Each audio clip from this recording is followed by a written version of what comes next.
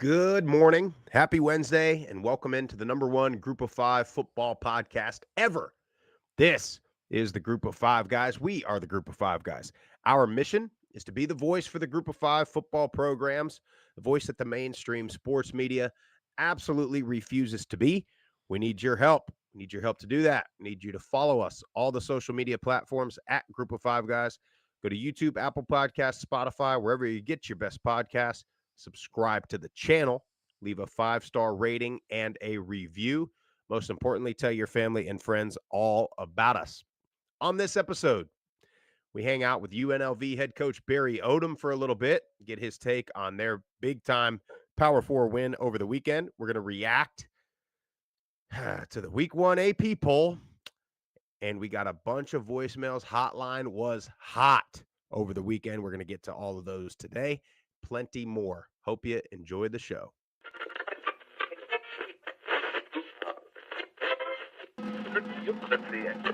Have you had it from somebody born and raised in Lafayette, Louisiana, at a tailgate? Doubt it. I said Michael Pratt has got to show up and play, and boy did he. 394 yards, 4 touchdowns, 48 rushing yards on the ground, and another touchdown. Projected getting drafted between the first and third round. Like, that's incredible. That's The wide receivers are absolutely stacked for the Group of Five. Yeah, I really appreciate you do for the Group of Five programs, and I think it's great. I think we should get more of this. But you guys are on the forefront of this, and so I'm thankful for this. I'm glad that you're talking about the Group of Five because I think they get overlooked. But it's a ton of fun to watch a guy go to the NFL from a Nevada or a Colorado State or a Middle Tennessee or an App State, and fans follow that kid.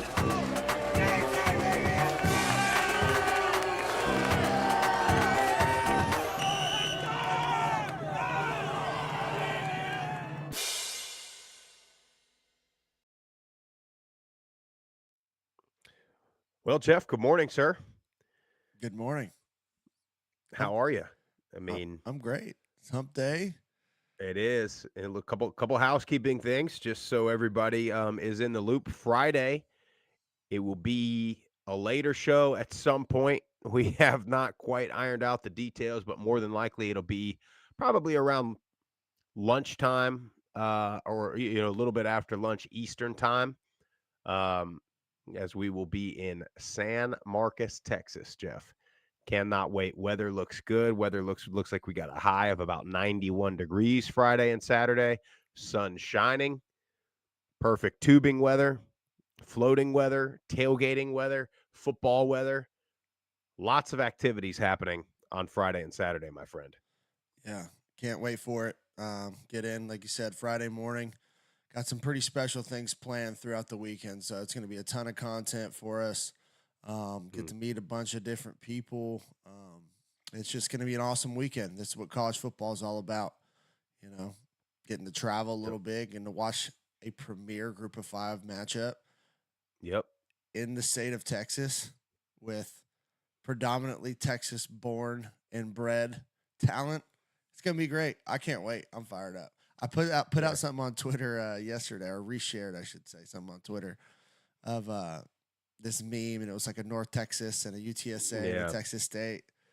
And the content that's been rolling out off of that has just been absolutely hilarious, man. These guys are going at each other. It's great. It's what you want. Yeah, the Texans are a different bunch. Now, this could be, I don't know if this has ever been seen before, where you have, Jeff Murphy, a Californian, Matt Sprouse, a Florida man, and then you put us in Texas. I mean, there's just no telling what might happen. I mean, the Texans are they're their own bunch too. The Californians, you guys are your own people. Florida people we're our own group. Texans are the same way. And the only other times I've been to Texas, I've enjoyed myself. So, and matter of fact, that's probably the 2 times I've been is to San Marcos and to San Antonio. So yeah. I went to a music festival down somewhere down in between Austin and San Antonio, I think, because we stayed in Austin the first night, my wife and I, Scarlett, and just had a great time. Great time. Yeah. I rocked one day. I rocked my UTSA hat. The next day, I rocked my Texas State hat, in each day, somebody was like, "Hey, like your hat." Isn't So, that great? oh, it's awesome. Yeah, I meant to tell you, I tweeted about it. Last Friday, most like relatively large or any company does their college color day. And as everybody knows, I'm right here in central Tuscaloosa, Athens, Auburn. I mean, I am just surrounded by delusion. And so I'm everywhere I'm going, everybody's got an Alabama polo, or they don't even wear the polo, they wear this fishing shirt. They all got the same I little know it. Alabama Magellan fishing shirt. And I'm like, okay, guys. And I know they sell them at the Walmart. So that's what's happening. But then, Jeff, I got real excited. I was on my last little meeting of the day. I'm in a little place called Opelika, Alabama, which is about, I don't know, 20 minutes outside of Auburn, and I'm at a concrete facility. Well, Jeff, and guess what university has a damn good concrete management program? Middle Tennessee State. And I see a MT Polo come strolling through the door, and this guy's high up now. And I was like, son of a bitch, Middle Tennessee. And I said, I bet you went there, didn't you? Not like any of these other people. And he's like, sure did. Concrete management. And I was like, it's a good place. Oh yeah, brother. Said he was going back up for the Duke game. I said, look, go. I don't know what you're into as far as tailgating and that scene, but if you want to have a good time, be some Blue Raider people around. Look me up, pal. Well, I got to brag a little bit, and I wasn't there this past weekend in Middle Tennessee, and you got some pretty terrible weather once the game started. But shout out to them. They put on a concert in the Grove, had a stage, had all types of stuff. So can't wait to catch my first home game there this season. It's gonna be a good one. Jeff, I like to think that we've made a difference in the world here with this Group of Five guys thing. I hope whether so. it's Middle Tennessee, of course, we are very aligned with them, and we have a lot. Jeff lives up there still, so a lot of communication. We try to help. That's our alma mater. But even some of these other schools, man, I think some of these things that they've started doing with the engagement and entertainment outside of football, I like to think we had a little bit of something to do with that. Now, Jeff, I will tell you this though. Our mission in these mornings, these Mondays, Wednesdays, and Fridays is to bring great quality Group of Five football content. Well, what a better way to wake up than with the Group of Five guys and a nice steaming hot cup of Deca Gray coffee. This is the I don't know how to properly say it. The Nebula? Yeah, Nebula. Nebula. Is that correct? This is a good one too now. So I've got 3 open bags now. I've officially tried all the flavors. But Deca Gray Coffee Company, if you don't know, we have partnered with them.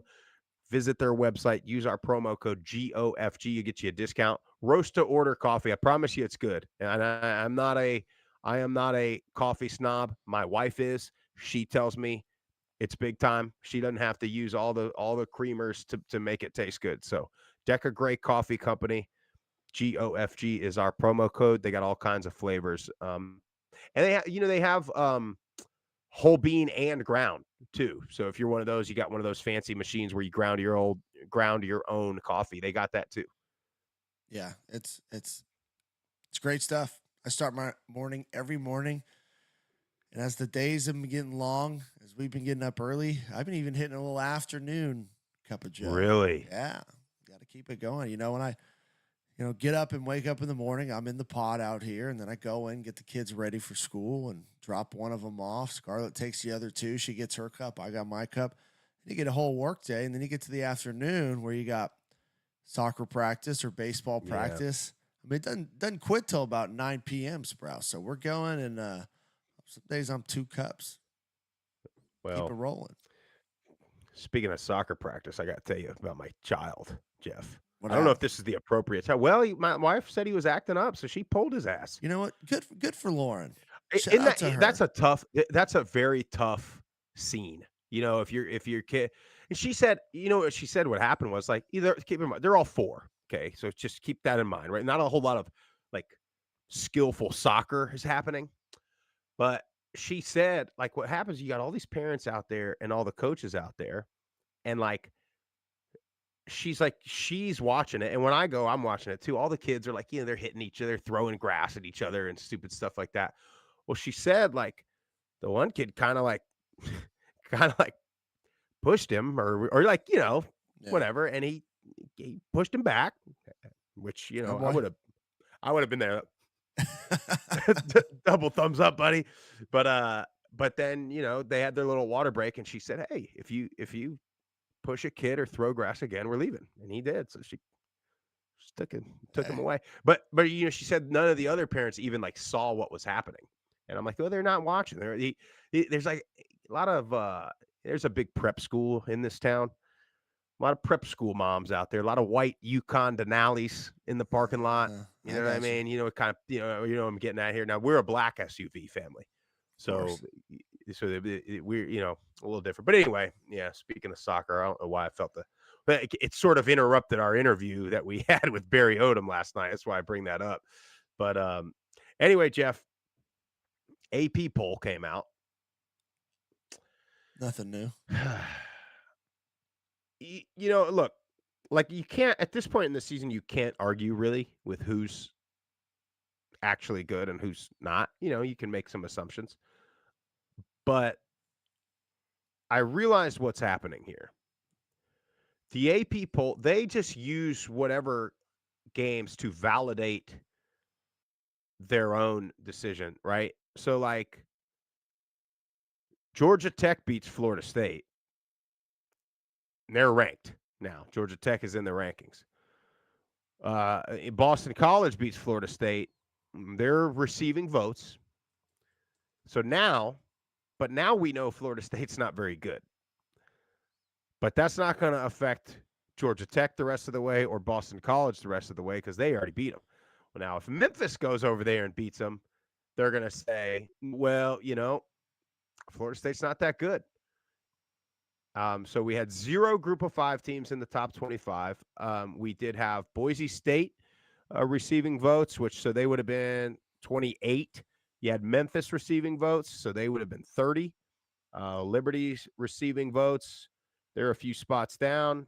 Tulane's receiving a couple of votes. UTSA, App State, and UNLV with 1 point on the receiving votes end of this thing. And I don't necessarily disagree with where they have all of the group of 5 teams, ranked. But again, and this is not a knock at Boise State, but I think this is lazy. I think Boise State gets the benefit of being Boise State and having the biggest brand in the group of 5. And I think, and I've been guilty of doing this too now, but that's why I think they sit there and they're like, well, we got to put a group of 5 team. Well, Boise won. Yeah. And I think that's about it. Or they say, well, Ashton Genty had 6 touchdowns. They're really good. But to be quite honest with you, Boise's performance, if you want to grade them how you grade everybody else, they had to win late against a not awesome Georgia Southern team. And to be the highest ranked group of 5 team there is a little bit concerning. And I know that there's a long season to go. And this is the AP poll. It's not the committee. But I'm telling you, I don't think the committee probably didn't watch UNLV this weekend, or Tulane play Southeast Louisiana. So it's like it takes them a minute to even start paying attention. Yeah, and that's frustrating, right? Because if you look at the Boise, I wish they would have been like, Boise State beat a good Georgia Southern team, and I know it came down to it late, but I think Georgia Southern is going to be better than people think in the long run. But that's not why, right? That's not why they did it. So it's just frustrating. I mean, we've been dealing with this, forever. But we'll see this weekend. You got a lot of chances here, Sprouse. Got a lot of chances. Tulane's playing Kansas State at home. Gonna be a big one, right? And then we got, let's go on the list here. Well, Boise's at Oregon. Northern Illinois at Notre Dame. Number 5 Notre Dame. Now, I'll tell you what, coming off of like a big energy game, Texas A&M. Yeah. NIU's going to be ready. Physically up front, we'll see if they can hang, but they like to run the ball. So we'll see if they're able to do that. You said Boise at Oregon. Like that. 10 p.m. on Peacock. I mean, I'll tell you the one that's about a damn shoe-in is the Fighting No, Blue no. Raiders of Middle I knew Tennessee go to Ole Miss. And see what we can do. You know, we went toe-to-toe with Missouri last year. The thing that worries me is I found out yesterday 2 starting offensive linemen hurt. Already. Yeah. And one broke his tibia. So that's not good. But Is it just because we're more in tune with what's happening at middle? Or do Maybe. they actually get hurt more often maybe than I don't everybody know. else? I mean, we have the inside track there, so we probably hear more stuff than we should. South Florida goes to Alabama. Mm. We'll see how they fare. Buffalo at Missouri. Not too high on that one, but Western Michigan and Ohio State. That's gonna be tough. But there's definitely a chance. We got some chances throughout the day. So Yeah. Well, when you mentioned Western Michigan, for me, what I think of is they just went to Wisconsin, played pretty damn well. Now they go to Ohio State. I think good opportunity, of course. Ohio State is and Clemson. I forgot App State Clemson. How did I forget that one? That's one. well, because that one ain't gonna be no upset when that happens. Wait till that happens. There's another one, Jeff. When that happens, they're gonna say, well, Clemson's not very good. And speaking of Clemson, okay. It's so listen, I get it. I mean, it's fun to make fun of Dabo. It's fun. The guy doesn't recruit the portal or whatever he's saying. But I think it's very naive to think that there's anybody, maybe 1 or 2 teams, that are not going to lose by 30 points to Georgia this year. I think what was it, 34-3 they lost that game? Something like that. Like, so to sit there and act like Clemson is so bad because they lost that, it's just, to me, it's what we've been saying all along, and Clemson has fallen out of that top 4 or 5, right? And Georgia's the one, and they beat everybody like that. So watch Georgia's margin of victory at the end of the season, even in the mighty SEC. It's probably going to be close to that. Yeah, they'll have one game. They'll have one. Yeah, they'll have one that they don't look great. It'll be, and everybody's going to talk about how good it'll be, like Ole Miss or somebody like that. It always is, and then they'll beat everybody else by 100. They just will. I don't know who they play at all. I don't know if they play. I think they do play Bama, and matter of fact, and I think they do play Texas. So those will probably be. Those are the 2 that you think are good games, but I wouldn't be shocked at all if they beat either of those teams by 3 touchdowns. No, it wouldn't be surprising one bit. And, you just hope that we can have a better weekend, around the entire group of 5. But that brings me to something, Sprouse, that I want to pick your brain about. I see both sides on social media a lot. And, we obviously use the term group of 5 a lot. But there's a lot of people that don't like the term group of 5. And I'm like, for me, it's a term, it's a word that was obviously made up by the powers that be. And rather than just like shy away from using the term, like, I'm going to embrace it and shove it up their ass. Like, that's the way that I view it. And people are like, oh, well, it's less, that it makes this lesser than. It's only makes it lesser than if you believe that it's lesser than. You know what I mean? If that makes sense, what I'm trying to say. Like, it's a a word. I think just like Power 4 is a word. You know what I mean? And that's why, like, whenever I put it in, I quotation it. So it's like, rather than shy away from the term, I'm going to embrace the term and show you that we are on the same level on the field, because that's what we always talk about. Yeah, and that's exactly it. Is our fight is not for a new term. I mean, our fight is for the support, like you said, on the field. And I mean, here's the thing. I mean, why we chose to be called Group of 5 guys, or why you have to specify Group of 5 or whatever is, well, you got to be clear. I mean, there needs to be clarity on who you're talking about. When we came up with this group of 5 guys, it was like, we are strictly going to cover and talk about the group of 5. And whether you like it or not, it's the only differentiating term. I mean, we weren't going to be called the Conference USA, MAC, Sunbelt, Mountain West American guys. I mean, it's a large thing to encompass. And I mean, you know, it's it's a it's just a term. Like, and look, I've basically done in my professional life, basically done the same job for 3 different companies, and I've had 3 different titles doing it. And one of them is I was the Southwest Georgia sales and operations manager. One of them, I was the business development manager. Now I'm a sales rep. And what's funny about that is I'm making more money as the sales rep than any of the other 2 positions. It's like, it's just a term, dude. Who cares? Yeah. You're doing the same thing. You're playing football. And if you don't call it the group of 5, then you're going to get completely left out and you're not going to get talked about at all, is my thought. If you want to put a, right now we put out our poll, group of 5 poll, which is meaningless. Okay. It's fun. It's fun to do a poll. It's fun for, me and Jeff and Tip to collaborate on where we think certain teams fit and how we rank them. We compare to each other. But that's it. Doesn't really mean anything. But if you don't have a group of 5 poll, you have an AP poll like this and you don't get any mention at all. So I just don't know what people are looking for with that. Yeah. Now the other side is, I get it. It's a little bit of conceding that you are different a little bit. And I do understand that part. But I mean, I don't know what you want us to do about it.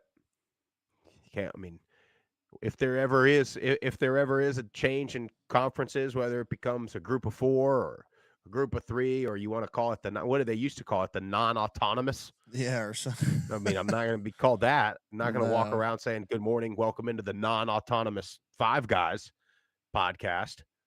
Yeah. So, yeah, I don't know.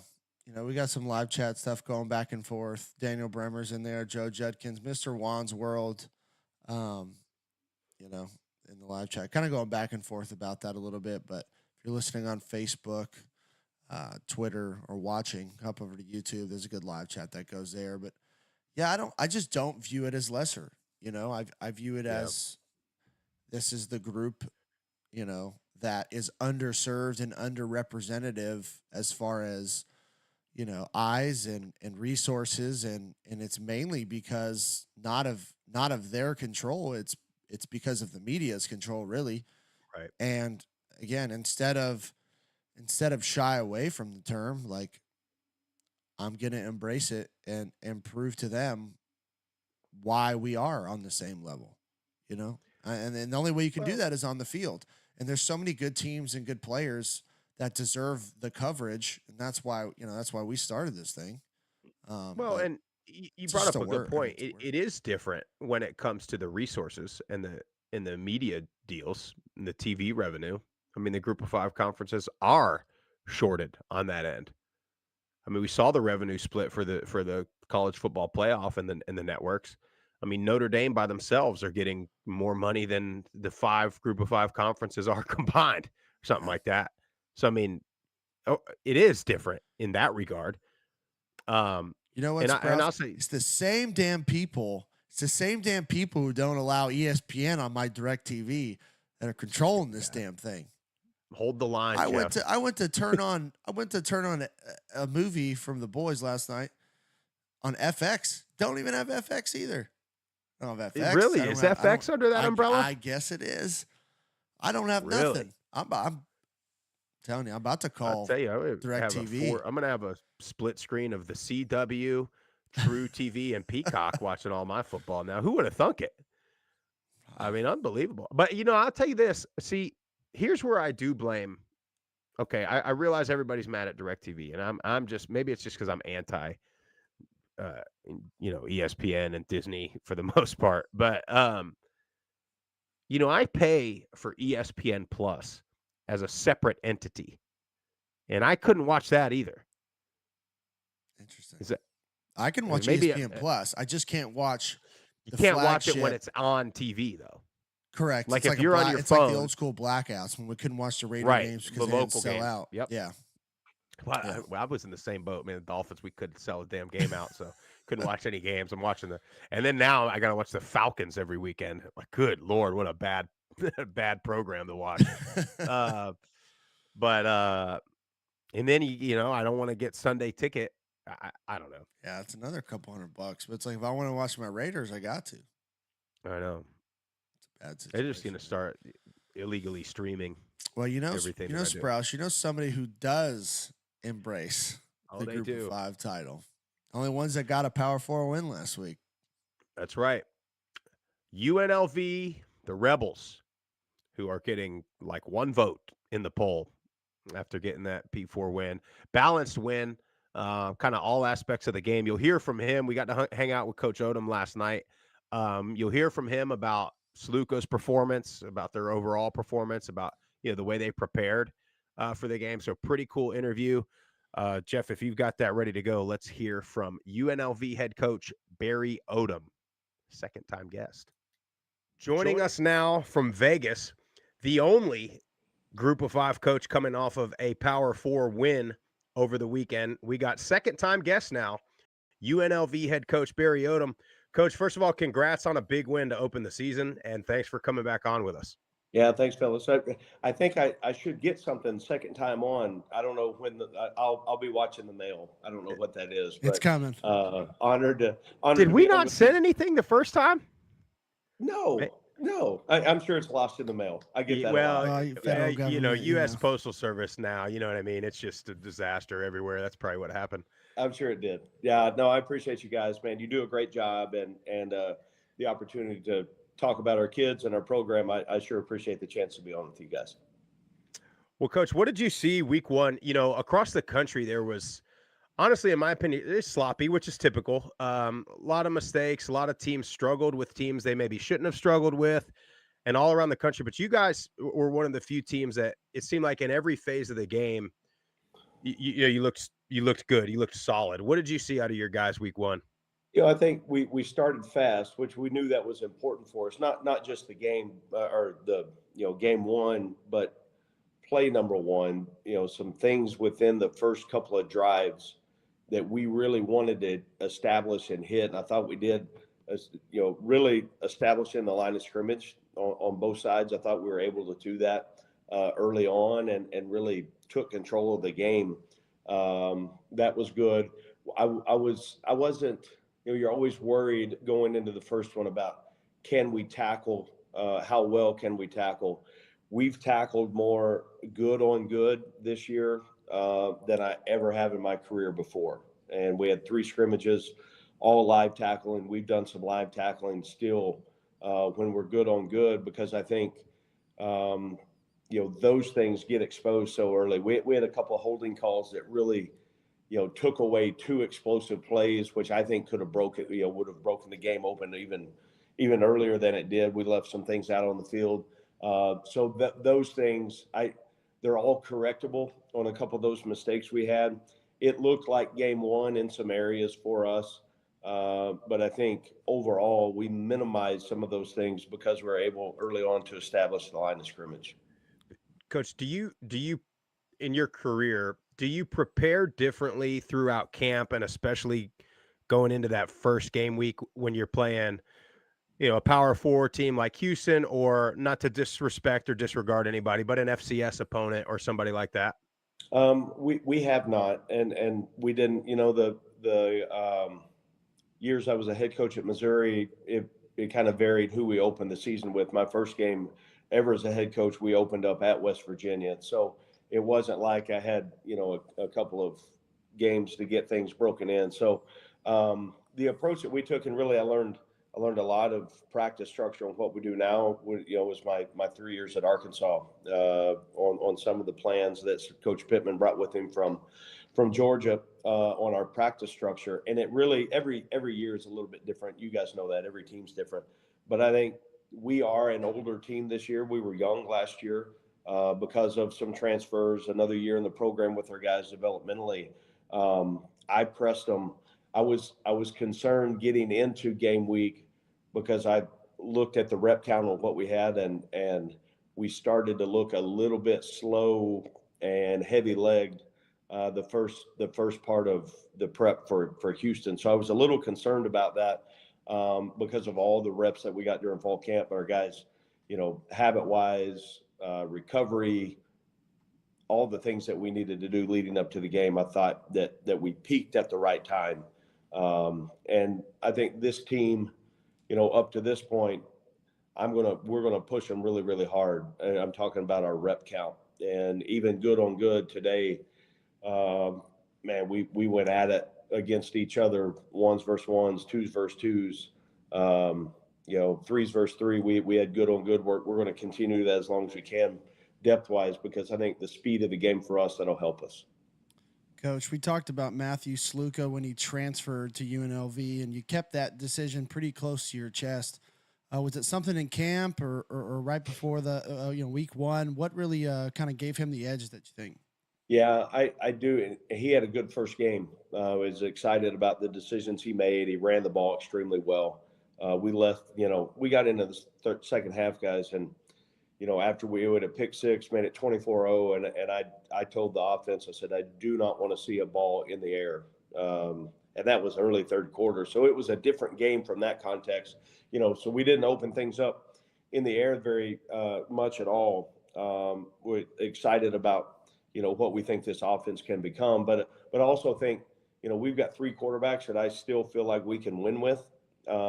He ended up, we named him internally, and the team knew it 7 or 8 days before our first game. I just wanted the continuity of him getting the majority of the reps. But I think, overall, we looked at, production during fall camp, live situations, third down percentage, touchdowns, explosive plays, how many sacks did or did not, give up or produce, and all those things really leaned towards him, but it was really close. And, I tell Haj and then Cam Friel that you guys are a play away from your number being called. And so they've done a great job on continuing to prepare like they are the starter. And, I've tried to use with them. There's a guy who was around for a couple years at Missouri, Chase Daniel, who played 14 years in the NFL, never was a starter in the NFL for a full season, but he was a backup for 14 years. And his mindset on the way he approached it, and I've talked to him a lot about it because it's such great respect and one of the greatest competitors I've ever been around. He was so ingrained in wanting to prepare like the starter because he said, man, when I get my opportunity, I do not want to let this organization down. And so some of those things for me to be able to talk to those guys that didn't get named the starter, I think hopefully that helped him out a little. Now, have you seen some of the nicknames already going around for Sluka? I'm seeing Sluka Doncic. I'm seeing Sluka season is something we've been saying. Have you seen those? Funny? Has he got himself an NIL deal already? Believe me, there's been plenty of asks and requests. You know how that goes. But, he needs to just keep playing efficient. He prepares really well. I mean, I came out of the staff meeting down here for this, and he was waiting in the hall to go in the meeting room to get back on the video. We're a morning practicing team. So a lot of times, guys are back around in the afternoon watching extra film, and the quarterbacks, they live in here. And as all the great ones, you have to. So, he knows we left a lot of things out on the field last week, and he wants to get those corrected. And certainly let's make a jump here going into week 2 and be more productive than we were week 1. Well, you get the big win. You get to come back home against Utah Tech. How difficult is it to get your guys to be focused on a team like that? I know they know Kansas is the following week. So what's kind of the mindset?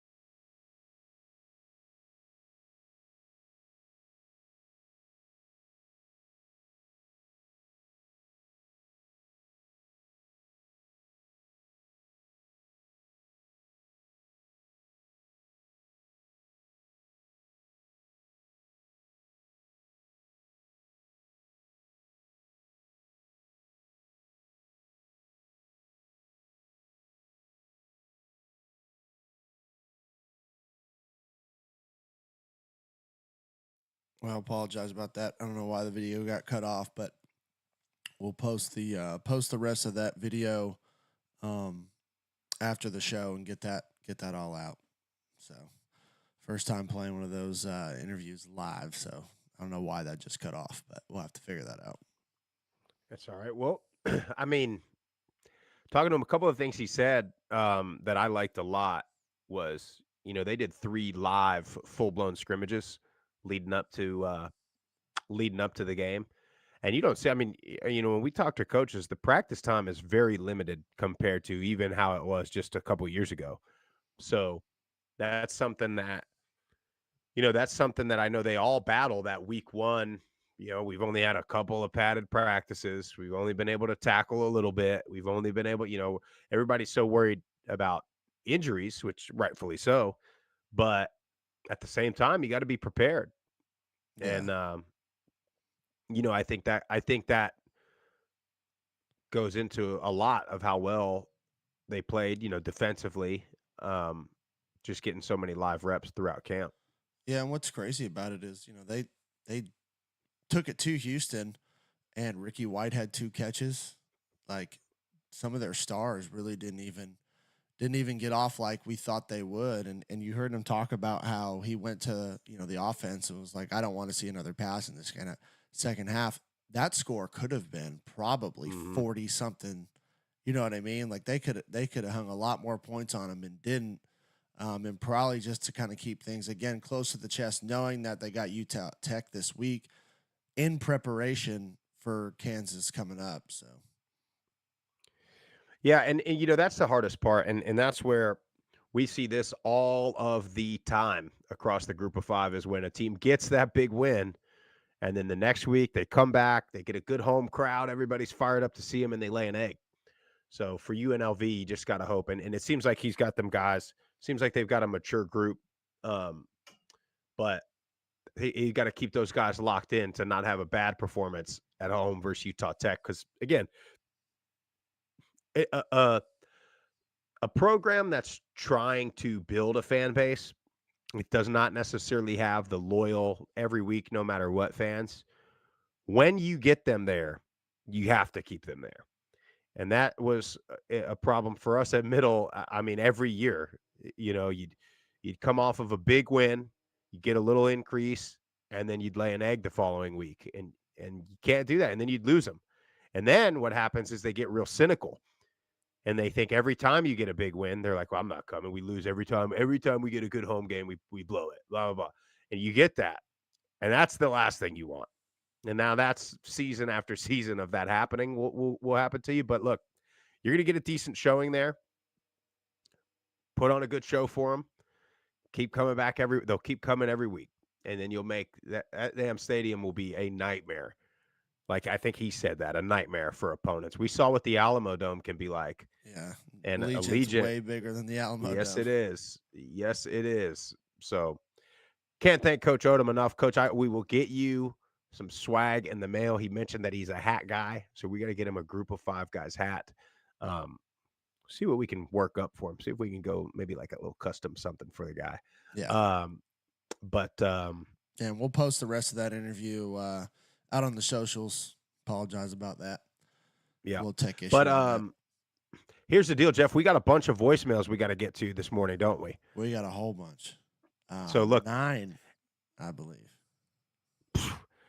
All right. We're going to have to start splitting these things up, maybe a couple a day. But keep calling them, though, especially this weekend. We got all these games. We got all these big opportunities for these group of 5 programs. You got a bunch of Power 4 opponents. You got a bunch of big games, non-conference games. I want that hotline. I'll be with Jeff Saturday evening. So that's when we know it's been a good weekend of football, when that phone is just buzzing, just nonstop. We can't hit in the voicemail. So call that number. It's 615-900-4286. Now, by the way, that's not Jeff's personal number. So if you're thinking you're going to, call Jeff and have a little chit chat with the guy, not happening on that. Although, can you answer it? I if can. They call that That's number, I was going to say. answer it? So I have it forwarded to my personal cell, so I know anytime that somebody calls. I would like. Jeff, I'm we thinking should do we that. just need a pickup, but I don't. It doesn't tell me who's calling though. Oh, it doesn't tell you who's calling. It just shows up as group of 5 guys hotline on my phone. Well, you could kind of guess though, like what happened. Like if App State just gets done and that thing starts ringing, it's Stu or Tripp or somebody, Baker Loy, somebody like that. App State fanatic. yeah, if Troy loses, Zachary Branner's on the dials immediately. Yeah. But anyway, and the good news is, Jeff, we're gonna probably. Wait, no, probably. We better actually hang out with Creme Brulee for the first time. I mean, honestly, I don't think I know what he looks like. I've seen he's No, posted he had like that a video. one video after Yeah. they beat App State, I think it was, right? And he's I running think so. around. But that's all I know. No, I So can't we're gonna wait. get a chance to reached hang out with a lot of people. He reached out, and we're going to try and link up, like I said, with him and as many people as humanly possible. So we'll try and coordinate up, and hopefully we can meet a bunch of people at the River Float Friday. But let's get to our voicemail segment. We got 9 of them, so we'll pop through it. If it's got any points or questions, we'll try and answer them and talk about them. And let's kick it off with a new caller. Callers. Hey guys, this is Spencer and Winston coming here live from Murfreesboro, Tennessee. It's raining its ass off, but I will tell you, under the new Derek Mason regime, we have a new energy under this Middle Tennessee program. The Blue Raiders are going to win Conference USA. They're going to win a lot of games, and people care again. Under Stockstill, people didn't care. The guy gave up, and people didn't care. We were excited. Tailgate was electric. We got a little bit of a storm going on right now, so no one can go to the stadium, but we're going to have a good season. This is Winston. With the Winston's Got a Point podcast, and here's the thing. We're out here watching it rain, and this is literally the best thing that could ever happen to Tennessee Tech.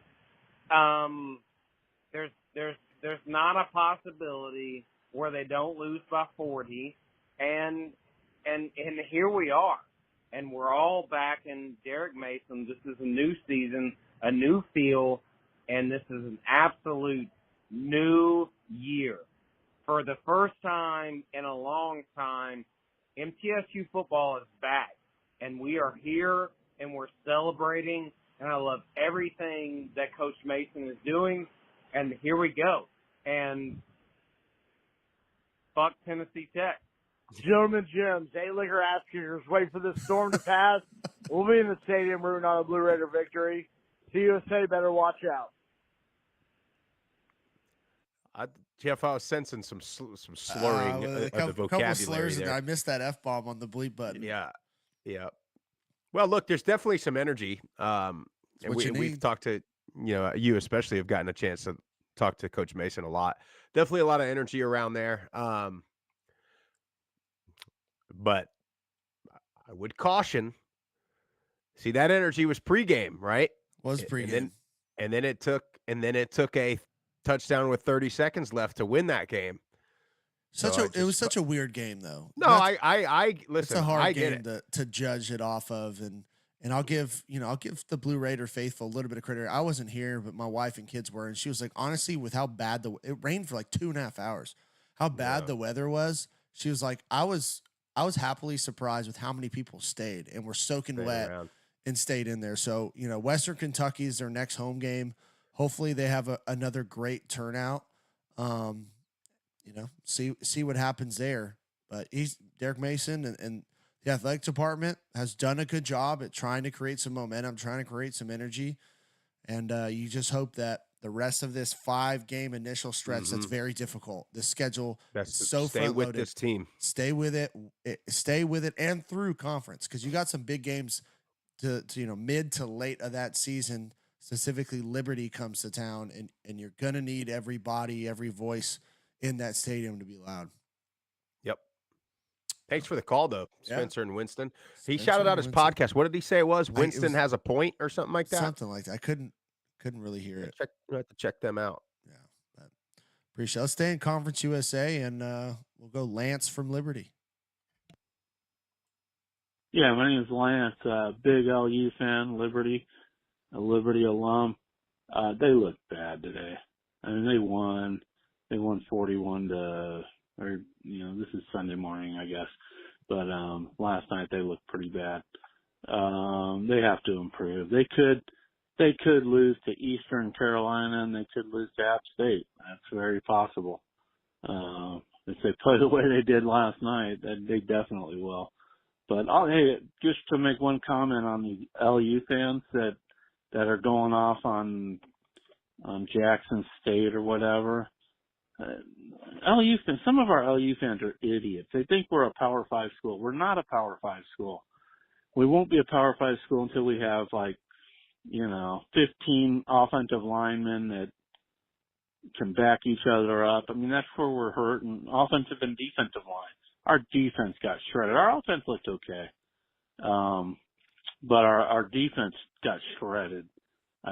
Too many big plays. I mean, they bowed up when they had to, I guess. Our offense is going to be, I think they're going to be okay. I'm worried about our defense a little bit. And then way too many penalties. Stupid penalties. Unsportsmanlike and personal fouls and just stupid penalties. Not, wasn't a good game. Coach wasn't happy. I saw the post-game conference with Coach Chadwell.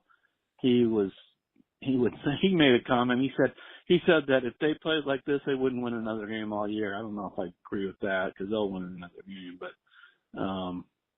but I look for them to be a lot better next week against New Mexico State. But we'll see. Hey, thanks for listening. Talk to you later. Bye. Appreciate you, Lance. Yeah, Chadwell. I hadn't seen Chadwell as animated as he's been this week. I think he's trying to light a fire under their ass, and as he needs to. He does, and they can't. We've been talking about it all summer, man. Is they cannot. With what I know, it's not fair, but with what happened to them versus Oregon last year, and the true or not opinions of Conference USA, they cannot have games where they look like that. They can't do it. So, yeah, we'll see. Thanks for the call, though, Lance. Appreciate you, Lance. All right, let's keep it moving. Right on down. And our boy Stu's right. Happened to be in Broadway, Nashville. Yeah, man, Trip. They had the whole squad out there. Their whole little tailgate squad was out there in Nashville. They did. So let's get to them. Hey, boys. This is writing Twitter here. Just calling to check in after week 1. I didn't get eyes on the App State game. I'm disappointed in myself, but I'm sitting here looking at a vending machine with cigarettes in Nashville at Redneck Riviera. App State smoked East Tennessee as expected. Chip and I are here at the bar in Nashville. We saw a guy with a Middle Tennessee State football shirt on. He's playing guitar. He didn't tell you. I asked him. He's obviously a nobody because he didn't know you. Anyway, his trip, he wants to talk to you about something.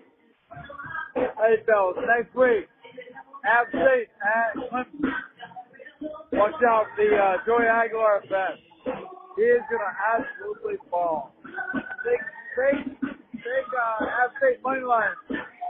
Take everything you can for App State. We're gonna beat them. Just remember, at one point last year, Tripp was in the Firestone Fort crowd, and I had to stomp his ass and put him in his place. Just remember that. I stayed strong. Tripp Cade. Love you, boys. Shout out Terry Johnson from Lafayette being back in the fold. God bless Terry Johnson. God bless Siebel PC _52. God bless Troy and all those boys, Zach Brandon, Joe Judkins, all them boys. God bless the group of 5. It's a great call. I bet they had a time, Nashville. man. Oh, you know they did. They like to have a good time, and you get Nashville, man. I mean, you're just gonna. I didn't know Tripp was in the Fire Sean Clark crowd. I didn't either. I didn't know he was either. But I'm betting the mortgage on App State this weekend. Tripp said. He said, bet everything you got. I wonder what that line is. Usually, Tripp and Tip, they all have these rational. When they say something, you got to take it to the bank. Stu is more along the lines of us. He's very emotional about his picks. But Tripp is a rational guy. Appreciate y'all, man. Yeah. Two of the nothing more I want than to hang out with Stu and Tripp and Terry Johnson down in Lafayette for a Sun Belt championship game. That's all I can ask. That'd be Christmas come early. Yes, it would. All right. Let's keep it rolling. Stay in the Sun Belt. Good friend Josh Bevel. Group of 5 guys. Josh Bevel here. Finally leaving the borough. It's Sunday afternoon. Excuse my voice. It's a little raspy today. I was screaming my head off, but I will say this. Ashton Genty is a grown freaking man. Holy cow. That guy has got to be a Heisman finalist. Sprouse, we were talking yesterday before the game, you know, doing your calves and glutes check, doing a little eye test. And I looked at you and my buddy Cole, and I said, man, it's going to be a long day. And it was. I mean, 6 touchdowns, like 270 on the ground for him. Guy's a freaking monster. Got to be in the Heisman contention this year. He's my pick to win the Heisman. I want to see him win the Heisman. Boise State's a damn good football team. Hats off to them. They played a hell of a game. But Georgia Southern fans, just shut up. Politely, just shut your mouth. You know, most of the people that are talking, running their mouths, already calling for Clay Helton to be fired. To be honest, you don't know anything about football. You don't know anything about the ins and outs of Georgia Southern football. And you don't know anything about the talent that's on the field for the Eagles. You don't. Yeah, defense didn't have the best game in the world. Of course, you know, we need to do a better job, you know, with the run support. But a lot of the things that I saw are fixable things. There's nothing that I saw. It's like, man, we can't fix that. You know, I'm glad that we stayed healthy. You know, cramps on both sides. It's 100 degrees. It's going to happen. We stayed healthy. We got things we need to improve on, yes, but they're fixable. 100% fixable. J.C. French didn't turn the ball over. He had one fumble that went out of bounds, but he didn't turn the ball over. Wide receivers had a couple fumbles. That's inexcusable, obviously. We got to take care of the football. But, you know, a play here, play there goes differently. It's a different ball game. But, Sprouse, it was good to see you. Group of 5 guys, keep on doing what you're doing. Love you guys. That's all I got.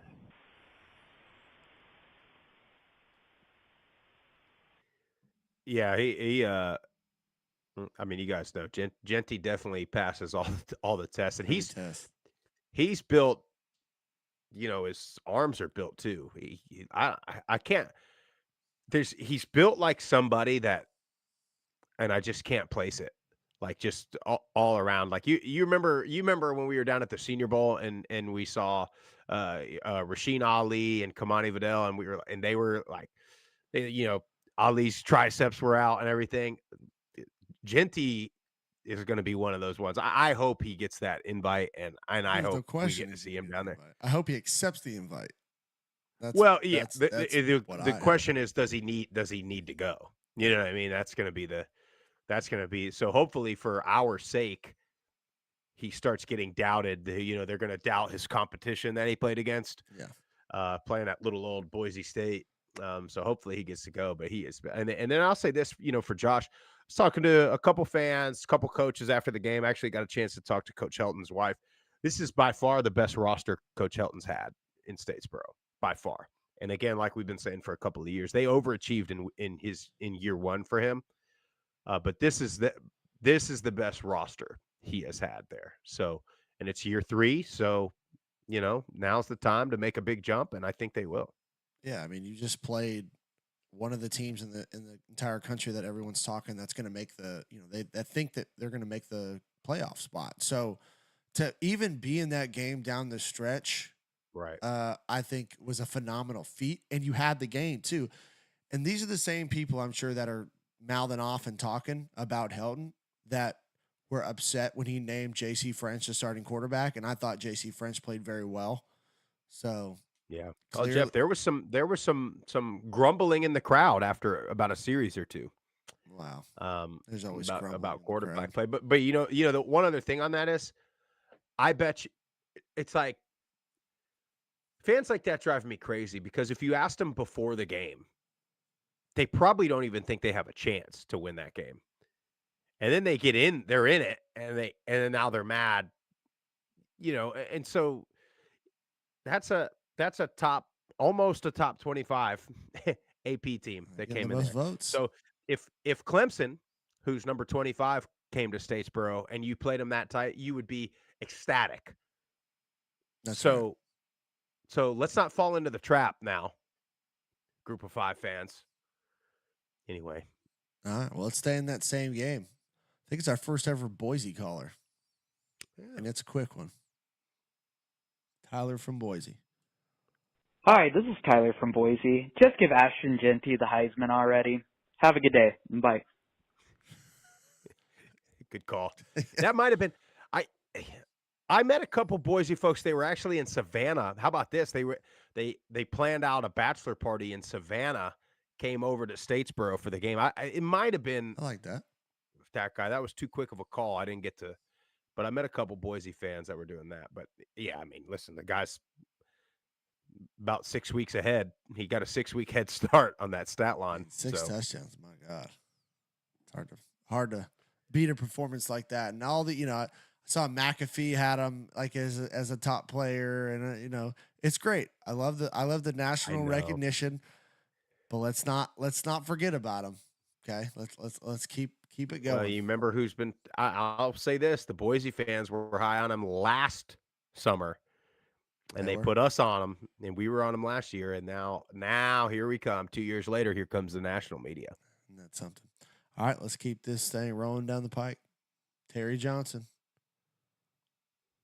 Group of Five guys. Terry Johnson calling.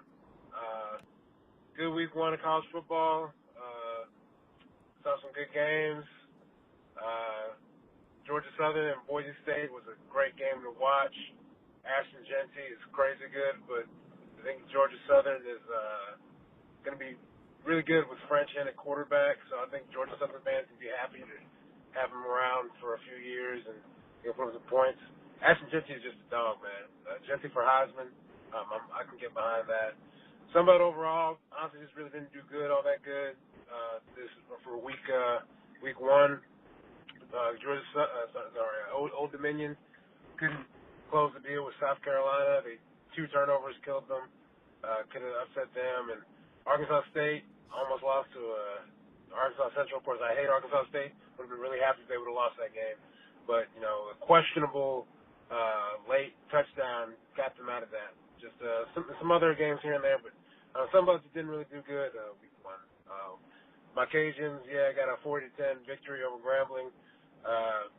I'll be honest with you, not really that impressed with how we looked. Passing game looked solid. Ben Williams had 75%, 3 touchdowns, interception that wasn't his fault. We could only rush the ball for 118 yards. That's not going to be good. Looking forward, I know it's first game of the season, but you got to be better than that against the FCS team. Offensive line, we're returned 4 out of 5 offensive linemen from last year, so that rushing attack has to be immaculate going forward. You can't do that. Didn't allow any sacks, I don't think, but also we couldn't get any sacks on a Grambling State offensive line. That also worries me. Kennesaw State looked really good against UTSA. Kennesaw State, honestly scares me. They have a really good running back. They have a quarterback who can throw and run. And UTSA is still a solid team. So, I wouldn't be surprised if we lost that game. I'm keeping my expectations really low for this Cajun team, just like I will all season. Not going to get really happy if we win. Not going to get really sad if we lose. Everything is up for grabs. All in all, just good to have football back. God bless Group of Five. God bless Group of Five guys. Go Cajuns. Terry's really hedging his bets there. He was. Also, did you see that Arkansas State game? There was the officials made a post game. Basically, they blew the game. Yeah, what do you do in that situation? You can't. Game's over. Give it back. There's so many calls throughout a game that could go either way, but when it's legitimately the game-winning play, that's tough. Yeah, I don't know what you do about that, but and nothing can do. It's in the column. Want to know? It's in the women. Want to know for the Red Wolves? Yep. All right, let's keep the train rolling. Stay in the Sun Belt. What's up, fellas? I'm Zachary Brenner. I'm calling you guys after a not so normal event after the last few years, which is a loss. However, I'm not gonna buy into the over panicking mode. It's week 1, guys. Thursday faithful, it's week 1, and for some of the facts, We had to replace half of the offensive line. We had to replace our starter running back, Kamani. We have a brand new quarterback after 3 years of Gunner. And then we returned one starter on defense and a whole new coaching staff. So the expectation, yes, the bar was set high, is to win. And we're going to win. But let's not fool ourselves by saying we were going to do the exact same thing this year. Would that be amazing? Absolutely. It'd be in a perfect world. But do we live in a perfect world? Absolutely not. Kudos to Nevada. They actually played very well. They're actually a decent team, to be honest with you. I don't even say decent. They're a good team. And they ran the ball against us pretty darn well, where a lot of teams last year could not do that. They do have 59 transfers, but, they played SMU pretty close. And looking at SMU's win, they're one of the teams that actually blew out the FCS team they played. And so, all in all, does it suck to lose? 1,000%. I hate losing. But am I worried? No. At the end of the day, we still run the ball 190 yards rushing. Goose did throw 201. We had 0 turnovers. Devontae Ross had over 100 yards receiving and a crazy toe-tap touchdown at the end of the game. The boys fought. They were pushing through adversity. We just got to find – this is a brand new team. Got to find its own identity. I'm not worried at all. All right? 11 always won Troy. And, yes, all you haters out there that are happy that we lost, yes, congrats. Y'all got it. But guess what? We're Troy. We're going to find a way to win, and we're going to beat y'all's ass doing it. Goodbye.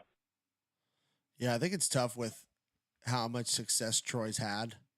And you see this game, you see Nevada, and they've been pretty bad the last couple of years.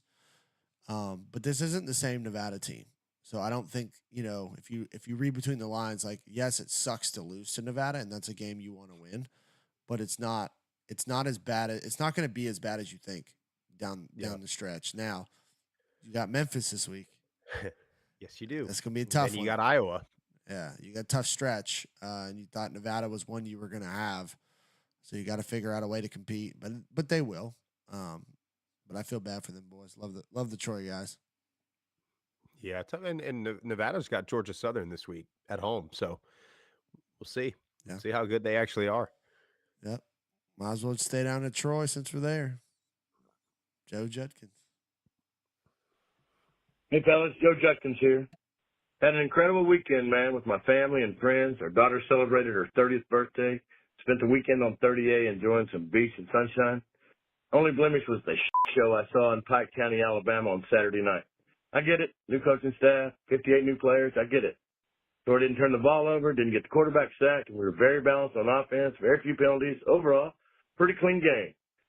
But good God in heaven, can we snap the fucking ball to the quarterback without rolling it to him on the ground? And on defense, if you can't stop the off-tackle halfback blast, my Trojans are in for a long, long season, boys. A 70-yard run, a 22-yard run, a 10-yard run. Just can't give up fucking chunk plays like that. We're so used to having the best staff in the country to make adjustments at halftime. Now that they've all mostly moved to Tulane, I didn't see that with this team, this staff. And that, boys, is a real concern. We don't get our feces coagulated and put into one bag this week. When we head to Memphis on Saturday, we're going to smell like a porta john on I-65 construction site south of Mobile in the middle of July. Straight fucking stench. I'm not on the ledge. I know it's a long season. Plenty of opportunities to improve, but I am worried. It's off to Memphis, then to Iowa City. Opportunities, opportunities. God bless you guys. Keep doing what you're doing. Go Trojans. Joe has some of the best calls of all time. He's unbelievable. It's unbelievable that he doesn't, it's unscripted. You know what I mean? He just hops on there and starts rolling. Yeah. Like we said, Troy's got a tough stretch ahead, but just be ready when conference comes, because that's really what matters. And I know you want to win, beat Memphis and beat Iowa. And I'm not saying you can't, but just be healthy when time conference hits and then get it going. That's the goal. So last two calls, go up to Liberty, check in with Zach Green. Hey guys, Zach Green here, just calling in about some of the stuff from this weekend. First off, disappointing performance in Lynchburg this weekend. Thankfully, we still got a double-digit win, came out of there 1-0, but that was not a great game by Liberty standards. Chadwell was really upset at the end, especially with some of the penalties.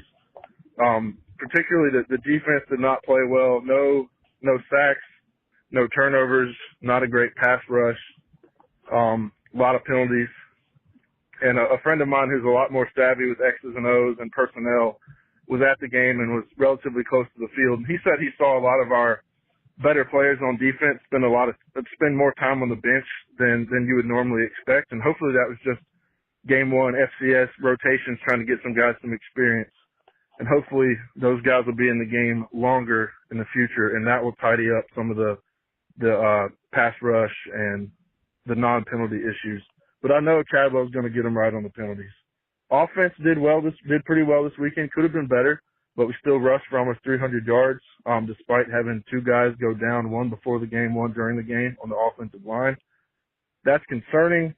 Hopefully we can hang in there, especially till we get them back, but it looks like a couple of guys rated really high on PFF this weekend on that line.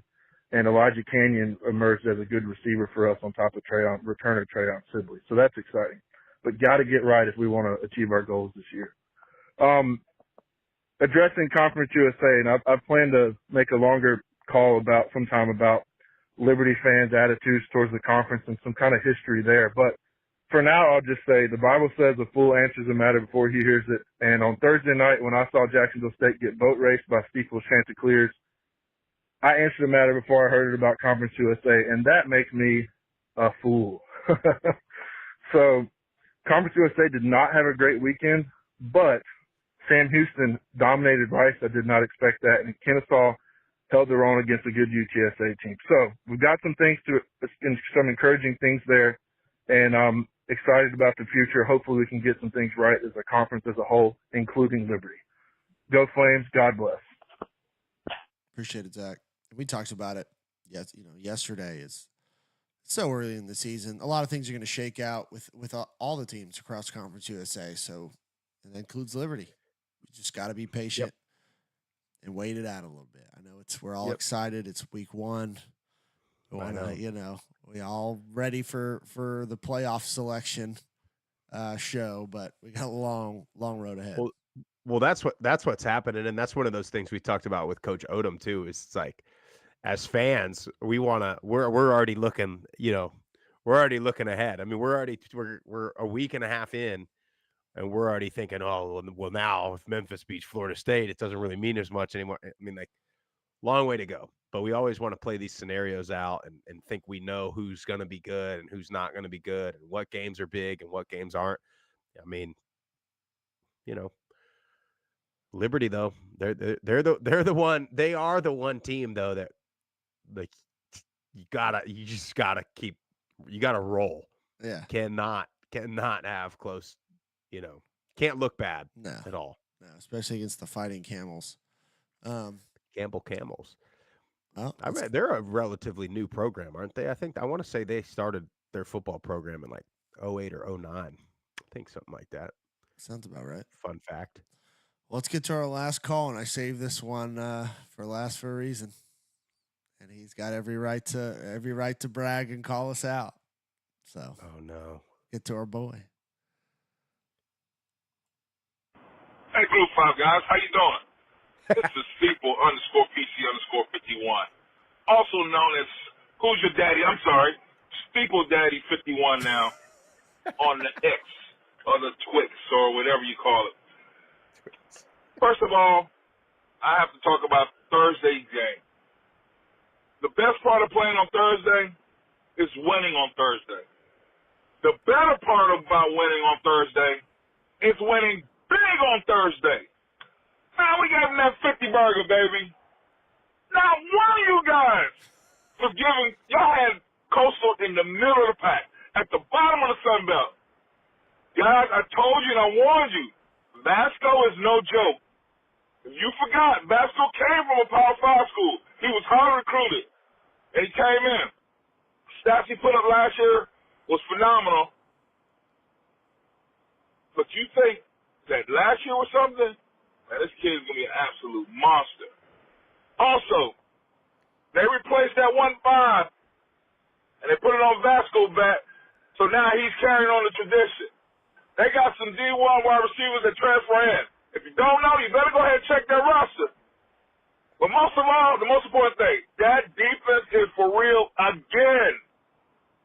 Again. So go ahead and keep saying the 7 wins and the 8 wins. I'm telling you, Coastal is here for a while. Tim Beck is a good coach. He has a good staff, and we're going to make some noise. Watch out. Here we come, man. We coming. I ain't worried about the rest of you. Terry Johnson, you my boy. I ain't worried about you. Cripple A, I ain't worried about you. I ain't worried about you. Just we ain't worried about y'all. I ain't worried about that. But oh yeah. We're going to see what y'all going to do. Because we coming. We coming. Love you guys. Great show.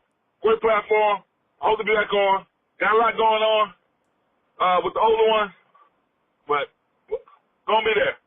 Support y'all all the way. Shots up. Love that guy, man. Appreciate you, Steeple. Got every right. It does. They proved it on the field, man. They settled on the field, and that's what you got to do. And for those who don't know, it's a longtime caller, Steeple_PC_51, who is now Steeple Daddy on X, but is the father of Sam Pickney Jr., the receiver for the Shants last year. Yeah. Yeah, he's got every right. I mean, Coastal was one of the few teams that looked really good. They did. So, hey, man, correct us when we're wrong. No problem. Love it. Hotline was on fire, man. Appreciate you guys calling in. Hotline was rolling, and we'll post that feed kind of cut out about halfway through the Barry Odom interview. We'll post that just as a separate entity here in a little while, but can't thank you guys enough. And again, stay tuned for Friday's show. I know my flight leaves out of Atlanta at like 8 a.m., so I'll be heading to the airport pretty early in the morning. Getting to Austin about 9:30. Renting the car, heading straight to campus at San Marcos. We're going to link up with a lot of prominent figures over there at Texas State University, and then time for the river float. I may not eat until hard cut until we get there. Do a little cleanse. Yeah. Do one of those. What do you got to do? I'm not quite this age yet, and Jeff, I don't know if you've done this or not. What do you got to do before you get the colonoscopy? Right, unless you drink that drink and it just flushes you for about a day and a half. I think it cleans you out. Last thing we need though is to be sitting on a plane having that problem. So yeah, those bathrooms aren't big enough for the both of us. No, they're not. That is a, they try to squeeze so many people on them damn airplanes. It's terrible. You can't even make the bathroom. You can't even. Like legitimately now, like I'm shoulders against both walls. I mean, I'm hitting all 4 walls in an airplane facility. I'm just starting to think. I told somebody this the other day because I flew back from Vegas, and I was like, it is 2024, and we have made 0 improvements to the art of flying. I mean, bathroom, seating, like none of it. None of it's better than what it was. A decade or so, or 2 decades ago. It's like, we claim we've been to the moon, but we can't figure out how to improve flying. And I'm not so sure we've been to the moon anymore. Starting to question it all, Sprouse.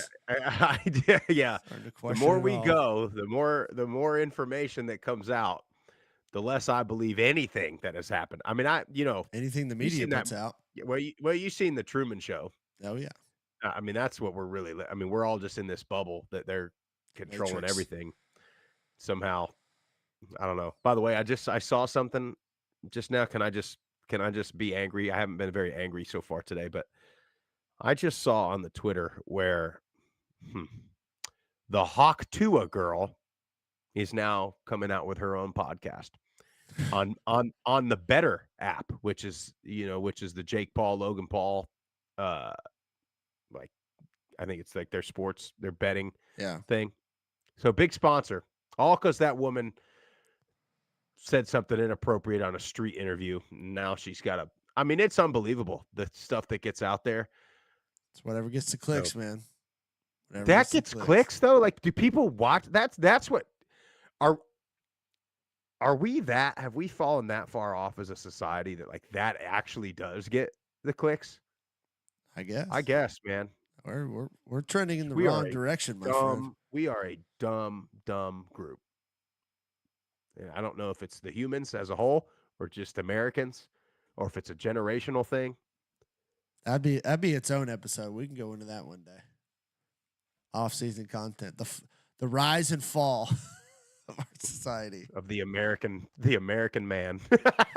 Yeah. But anyway, hey man, we can't thank you guys enough for hanging out with us every morning. Again, stay tuned for Friday's schedule, and then Saturday, stay tuned for that schedule too. So on Friday, we will not pick that Texas State UTSA game because we will do that live from the tailgate scene, which from everything I'm seeing on the socials is about to be electric. So cannot wait for that. I'd like to get some Texas State and UTSA people calling the hotline pregame and then a couple of them calling postgame, and we can play them and see what happens. But make sure you call the hotline, 615-900-4286 with your hottest takes. Follow us on all the social media platforms at Group of Five Guys. Make sure you hit that subscribe button on YouTube. Get notified every time we go live on there. Apple Podcasts, Spotify, all of those. Subscribe, leave a 5-star rating and a review. Share the message with your family and friends. Hope everybody has a great Wednesday and a great rest of the week. We'll see you on Friday.